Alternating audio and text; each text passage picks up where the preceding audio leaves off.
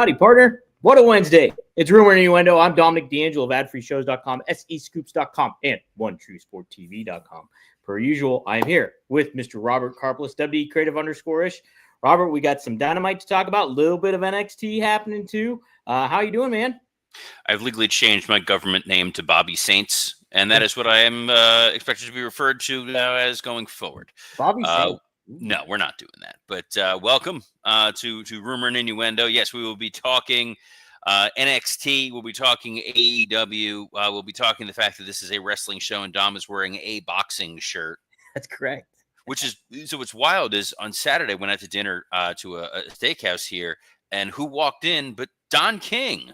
What? Yes. To which my wife replied, "I thought he died." Good news, guys. Don King, not dead, unless you're a boxer, in which case that might not be great news because he probably stole a lot of money from you. Odds are. I had the run sheet thing. You sent me the wrong link, so I closed out the original run sheet. I'm just here, dude. That's okay. You steer the ship. I know nothing of what we are talking about now, and I am excited to go. But first, let's say hi to some of the folks. Well, you'll have to say hi to some of the folks who are joining us here. Yes, Triple E says Ricky Saints officially NXT. Moose face off with Oba and Moose and Lexus King next week for X Division title. And the Hardys versus No Quarter Catch Crew. NXT much better than Raw. Wow. Okay, we'll talk about that for sure. Well, he did the work for us, so we're done. When the Saints go marching in, yes, all Jake.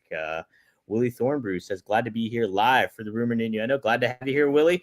Lou 4237 says welcome to Saints Row with Bobby and Dom. Ooh, I like it. I never played that video game, though. I didn't know that's a video game. Bobby Profits. Ooh, Bobby Profit? I don't know. Anyway. Let's get to it, though, Robert. I did have Dynamite on the run sheet first, but I think we should talk NXT first. There was a lot of developments that went down. Obviously, Ricky Starks, no more. He is now Ricky Saints, and he has signed his NXT contract. Ava Rain was in the ring with him, and we also had a little confrontation with Ethan Page. Wes Lee showed up. They set up for a tag match next week, so pretty cool things going on there. What did you get to catch this, and what did you think of that? The execution of it all, if you did? Yeah, I love the people who were up in arms and angry about Ricky Starks' name change, that he's now Ricky Saints. The idea that this is going to derail his career is completely valid. I mean, when they changed the name from Walter to Gunther, that dude's career just cratered, never recovered. Ricky Starks is a name that does not have a lot of positive equity in professional wrestling at this point. It is a name that when you hear it, it draws up connotations of a guy being misused, a guy who was marginalized in AEW, who seemed contentious in the locker room. It is a chance to rebrand him. And when they rebrand these talents and they're taking the time to do that, means WWE cares about their perception. You know, Ethan Page is a guy who did have a very long career. There was a lot of equity built up into that name. It's fine. The Ricky Starks experiment in AEW was proof of there's a raw talent there, but boy, it needs a lot of work. You're getting that. The conclusion is you're going to get to see that work in what he does at the Performance Center in NXT and going forward as this Ricky Saints guy. Right. And, you know, it obviously has, he's from New Orleans, so it has to tie the Saints and, you know, all that kind of thing. So it makes sense. Original Ricky Saints, Ricky Williams, running back for the Saints, if he got drafted way back when. But I liked it, Robert. I thought he kind of designated himself and didn't dive into like, behind the curtain or behind the scenes stuff that was like, charging up anything like that. It was just they made him position him as a star. He made himself feel like a star. And it's cool stuff going on there. This was a piece to several elements that were very intriguing of this week's episode of NXT. And so, yeah, intrigued to see what they do next week with this tag match. And I think it's a good start, very good start. And but we did NXT start off with somebody unexpected. Obafemi did show up, the champion, obviously. He wanted to call out this new faction that attacked him. Instead, he got Moose, X Division champion of TNA. And so we got a cool confrontation there. And then later on, we get a match set up. So what'd you think of Moose showing up in NXT, Robert? I like it. This partnership that exists between NXT and TNA, or WWE and TNA, it gives an interpromotional feel. It gives this sense of spontaneity that we were complaining did not exist on Raw on Monday night. And it's a chance for Moose to spotlight what he can do on a larger platform. That is a dude that has been killing it in TNA for a number of years. The idea of him and Obafemi is kind of a dream match situation for wrestling fans. Like, this is a really fun match that we're going to see. It's a great opportunity for Obafemi to get most likely a win over a big name talent without necessarily burying anybody that's in NXT, and finding a way to do it that's going to help Moose in TNA going forward. So there's a lot of equity in this relationship between the two parties, this feeling that the WWE exists in a broader ecosystem, and a fun little, you can't miss an episode of NXT vibe. Right. I mean, if you're thinking about what NXT is kind of really going after, in a way, it's kind of AEW, that old AEW vibe of what we got, who's going to show up next, what could happen, appointment, tune in television. NXT is really trying to get that here. And taking these steps with the Moose showing up, and then Ricky Saints now being a part of the company is a good start. Jordan Grace, obviously, too, added in there.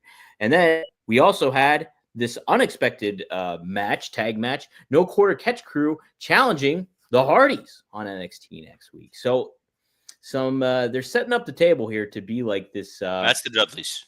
You're confusing you're confusing your tag teams. Oh, am I? Yes.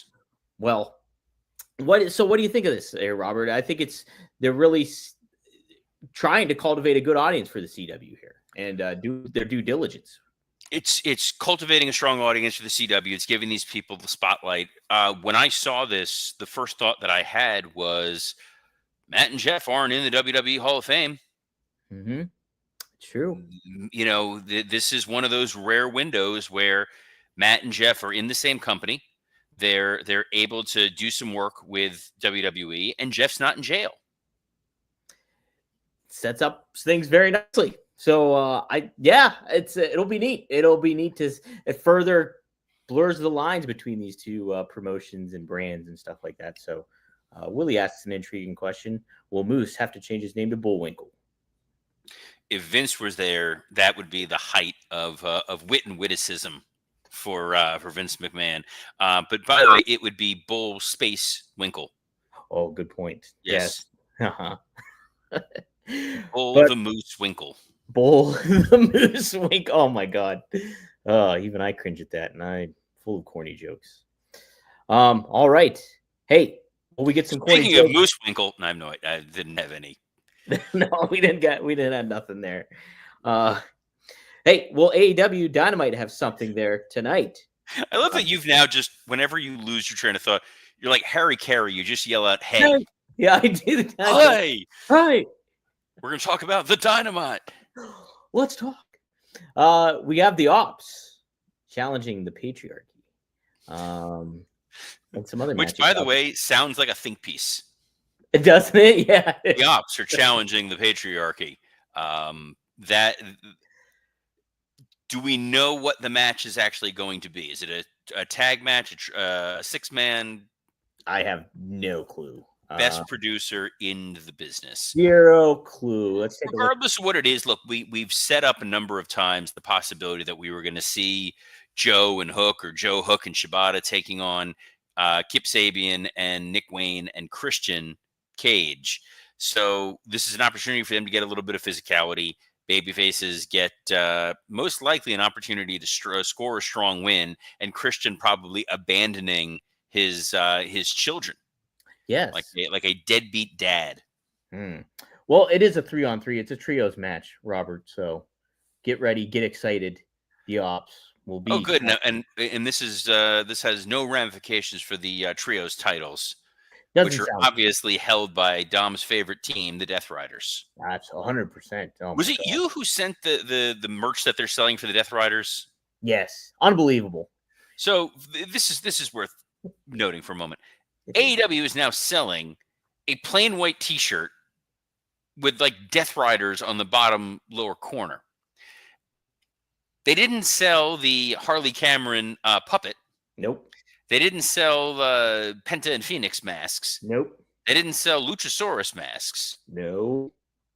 But good news, you can get a Death Riders white T-shirt so you and your friends can look like Wheeler Yuta. And the thing is like if you're wearing it in the crowd, people will see the white T-shirt, but they won't see anything related to AEW or pro wrestling because it's on the bottom corner. Which may be worth it for people. It could be. What an investment. Will we be invested in MJF and Hangman Page going face to face tonight, Robert? Nice. Good. Look at you with the smooth transitions. Yes. I think this has been a fun evolution of this MJF post Adam Cole world, pivoting from that abominable Jeff Jarrett situation to the Dustin Rhodes match to now this intrigue with him and Hangman. That feels like a big time match for Revolution, Dom. Right. And that is something that would make me want to tune into Dynamite tonight, is seeing what these two are going to be up to, how Hangman plays off MJF and vice versa, because we know MJF always has some good stuff to say. And I think Hangman finds a much better note as a babyface than he does a heel. So, I think being this sort of conflicted character, this guy who is trying so hard to be evil, but he can't, is kind of fun. It's like the opposite of what the problem that they have with Yuta and most of the Death Riders. You know, it's very, very tough to take Moxley seriously as an evil, sinister monster when they sent them to a zoo. Unbelievable. Unbelievable. I get the fact that you're in Australia and you want to do the zoo thing, hang out with koalas and all that kind of thing, but maybe have some different talents do it instead of your faction that's supposed to be off the grid and NWO-esque, and we don't have that vibe whatsoever. This does not help it. That does not help it. I do love this note here from Alt Jake. He said, "Did you guys see Double or Nothing 2025 is not going to be in Vegas? It's going to be in Glendale, Arizona." Yeah. So clearly they're scheduling this just to accommodate Justin Roberts so he doesn't have to travel too far, which I'm sure he appreciates. But that is pretty surprising. Double or Nothing being in Vegas was a great annuity. You know, it's one of those things where you are going to get people who will travel to Vegas for a big wrestling show. Obviously, a lot of people are traveling to Vegas, myself and Dom included, for WrestleMania. That's right. So that'll be, fun. So I guess maybe their thought process was, if the wrestling fan is going to make their annual trek to Vegas for a wrestling show, they might not do it a second time. They're not going to go double. They'll go nothing on traveling to Vegas. So, wrestling fans all over the world can be flocking to the Mecca that is Glendale, Arizona. And I've been Glendale, Arizona before. And I got news for you. It stinks. It's very hot. It's a dry heat. And you know who needs some heat? Oh, who needs some heat, Robert?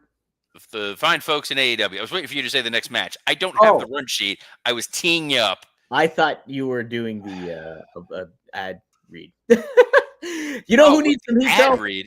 Yeah. How would that? Hold on. There is no way. It would be completely impossible to go from dry heat to get you to Magic Spoon. So we're not even going to try. We're just going to dive right in, guys, because as a kid, I loved eating cereal. Dom loved eating cereal. But as adults, we don't want all that sugar. Yeah. And most cereals aren't going to give us the protein we need. And those cereals that do give you the protein, they taste terrible. Like, we'll be honest. When you eat those adult cereals, those, all due respect to the fine folks at like Whole Foods, a lot of this Whole Food cereal, you may as well eat the box. That's it. But I'm glad that I found Magic Spoon. It's a nostalgically delicious cereal, easy for me to say. Tastes just like my childhood favorites, but without the sugar and a ton of protein. And if you're already a Magic Spoon fan, and my God, how are you not already? I have huge news for you. This is bigger than AEW in Glendale. Magic Spoon has turned their super popular cereal into high-protein treats that are light, crispy, and taste just like those classic crunchy cereal bars. Magic Spoon's brand new treats are so delicious. I'm going to be chomping down on one as soon as we are done. I keep them like right over here, just off camera. I'd get up and go grab it, but I'm being lazy at the moment. Went for a run this morning. I am sore as all hell, but Magic Spoon's brand new treats are crispy, crunchy, airy, and an easy way to get 12 grams of protein on the go. And for the first time ever, Magic Spoon treats are available in grocery stores with delicious flavors like marshmallow and chocolatey peanut butter. Get $5 off your next order at magicspoon.com/rumor. Or look for Magic Spoon on Amazon or in your nearest grocery store. That's magicspoon.com/rumor for $5 off. Magic Spoon. Hold on to the dream. Hold on to it, guys. Hold on to the night. Hold on to the memories. And let's. I'm doing Richard. Oh, don't need to play it again. You interrupted Richard Marx for that. Sorry, Richard. Hey, are you sorry that we're going to get a street fight between Big Bill and Powerhouse Hobbs? I'm not. I am not. I'm surprised that, look, this is the kind of match that if there was a closer pay-per-view, you'd be getting this on a pay-per-view. I feel like it has gotten a really strong build. It is two big, meaty men slapping meat, as a wise man once said. I think that they probably didn't want to make Big Bill have to sit on a plane seat to fly to Australia. And that's why this match was saved for here. It would have been a Brisbane brawl. And maybe those guys would have used a damn didgeridoo. Yeah. I'm excited for this too, Robert. Powerhouse Hobbs looks like just a monster. And Big Bill, they've been positioning him well. They're teasing tension between him and Jericho. It's a fun setup. I'm excited. Who doesn't have tension with Jericho? You know who? You. Ooh, Best producer and co-host. Of all the co-hosts I've had, you're the one that Jericho probably wants to kill the least. Hey, how about that? See? In a hierarchy.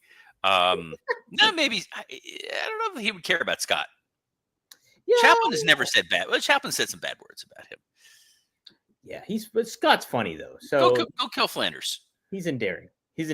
Speaking of endearing? No, I was going to say asinine. There's now an international title tournament. What?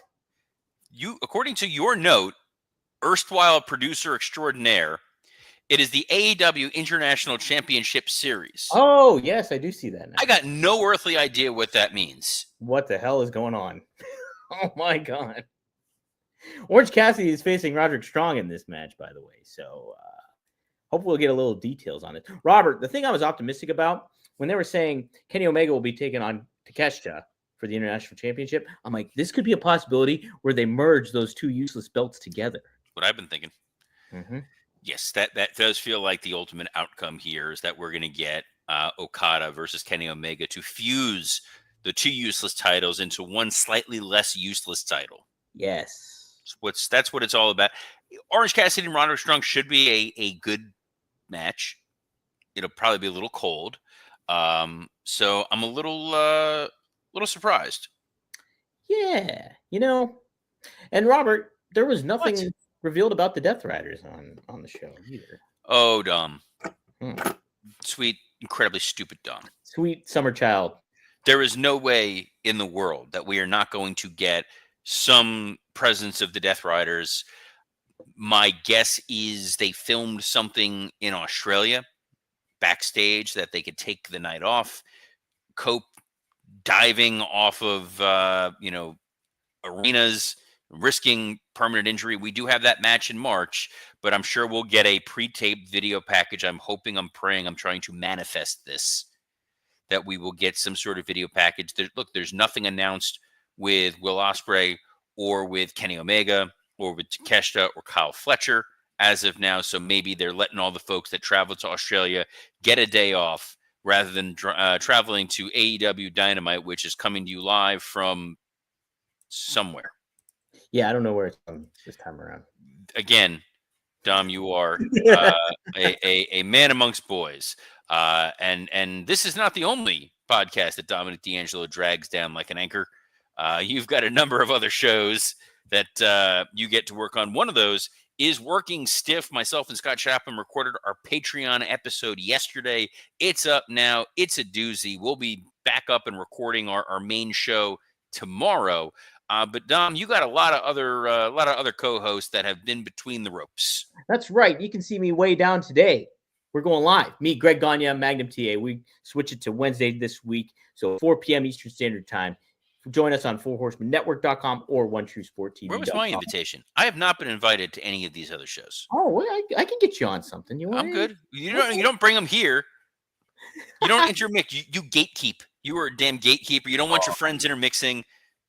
It's Listen, rude. I get it with Van Damme. You spent Valentine's Day with him for a number of hours. It was romantic. It was sweet. You forsook Razor, your cat. I did, Yeah.